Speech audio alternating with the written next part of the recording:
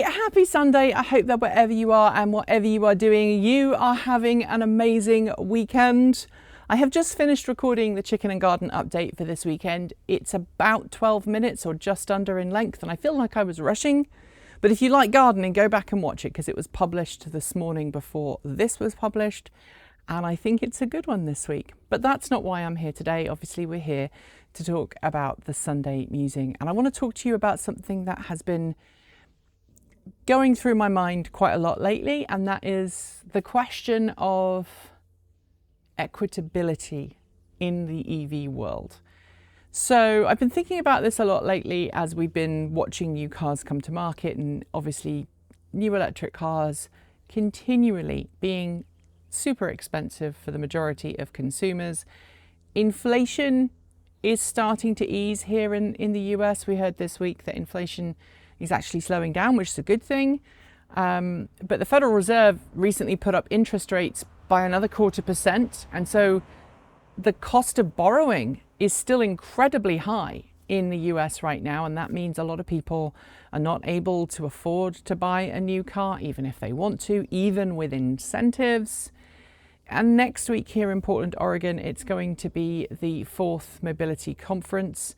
The roadmap, it happens every year. I shall be there at least one of the days. Looking forward to seeing what's going on in the sector there. It's a very wonky conference in terms of it's quite policy and political wonk driven, but it's still a good event to go to if you want to see what the future of electric vehicles in North America looks like, and the world. There are attendees from all over the world. But anyway, it got me thinking about the difference between equality and equity, and how we as a society need to make sure that electric vehicles are equitable for everybody. Equality and equity are the two big issues here. We need to make sure that not only are electric vehicles on par with gasoline ones, but we need to make sure that we help those members of society who have traditionally been unable to buy an electric car to buy an electric car or to get behind the wheel of an electric car. And I think we've proven time and time again that trickle-down economics don't always work. It's possible to buy a used electric car, but those electric cars often do come with problems, and we're doing some videos at the moment about how to make sure that if you do buy a used electric car, you're able to have confidence that that car will last you for a long time. But I'm talking about helping people make the step from a beaten up gas guzzler that is really expensive for them to own, and then getting behind the wheel of an electric vehicle that is cheaper for them to own.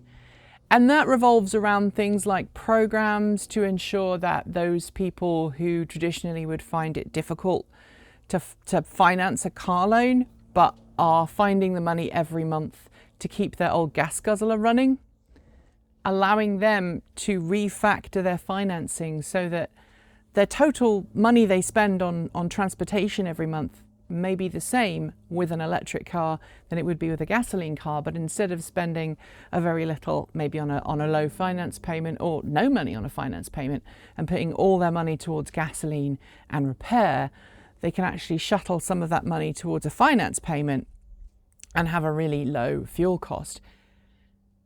Banking, especially, is currently set up in such a way that if you have good credit and you are a high earner, you can borrow an inordinate amount of money with very often very little consequences if you default or whatever, versus those who are in lower economic brackets who might be able to afford the same lump sum for transportation as a higher earner, but are prevented from borrowing the money they need to make that happen, either because they have a low credit score or because auto loans don't take into effect the knowledge that EVs are cheaper to maintain, and therefore they don't factor in that an EV sticker price is going to be higher than an internal combustion engine car.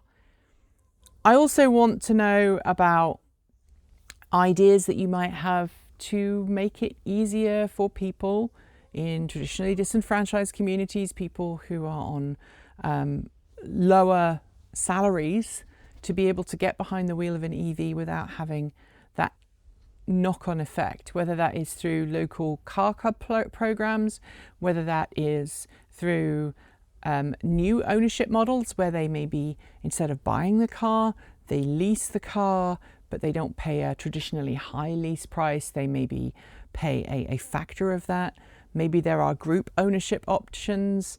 Maybe there are car club options like we've just seen happen in Hood River in Oregon, where a community effectively gets some electric cars in their community, and then community members, residents of that area, can register to use the cars, and maybe tourists can register to use the cars, but the tourists pay a higher rental fee than the local residents, and that is the whole, the whole point of the equity idea, is that you don't necessarily make that rental payment the same for everybody.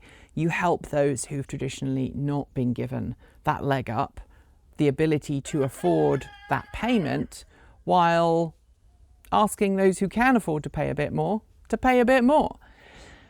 I would love to know your thoughts in the comments below. I'm going to be excited to see what's happening at 4th Mobility Conference this week. I'm very excited to see many of you that I know will be there, and hopefully I'll be back here in 2 weeks' time to give you another Sunday musing. Next week, Kate's going to be doing the Sunday musing because I was going to be away, and then my plans have changed, but Kate's doing it, so Kate's going to do it. On that note, we are done with today's video. If you have comments, drop us a polite note in the Discord chat room, in the comments section below, on Mastodon if you fancy it, or if you're a Patreon supporter, you can also leave us a note there. If you want more, subscribe, hit the bell, and regularly support us by taking out a YouTube membership or taking part in a Patreon subscription. You'll also find links below to our Ko-fi, Bitcoin and Swag store, as well as that aforementioned Mastodon server.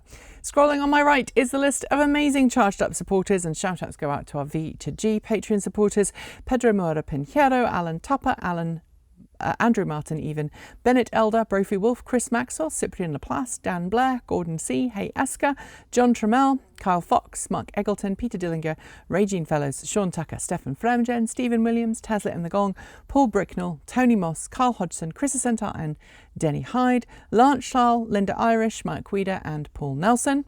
Finally, big thanks to our off-grid tier supporters. They are Paul Conway, Kevin Burrowbridge, Stephen O'Donoghue, Jim Burness, Robert Flannery, Aaron Hahn, Ellery Hensley, Rory Litwin, JP Fagerback, Dave Kitchen, Andrew Martin, Andrew Glenn, Anonymous Freak, Chris and Michael Johnson, Clay Witt, CPU Freak 101, Eric Neck, Joe Bresney, John Hughes, Laura Reynolds, Marcel Ward, Matthew Drobnak, Nigel S, Reggie Watts, Will Graylin, and of course Ian. And sorry, I'm pausing there while I was reading it. The sun is so bright, it was just reflecting very, very highly off my phone, and I can't remember the names because they change fairly frequently. If you are going to be watching more content this week, remember that we publish on Monday, Wednesday, Friday and Saturday over on our main channel, and then over here on Sunday for our chicken and garden update, which you should totally watch if you're into chickens and gardens, and of course then our Sunday musing. I will be back in 2 weeks on this channel, but in the meantime, Kate will be here next week to talk to you. Until next time, keep evolving.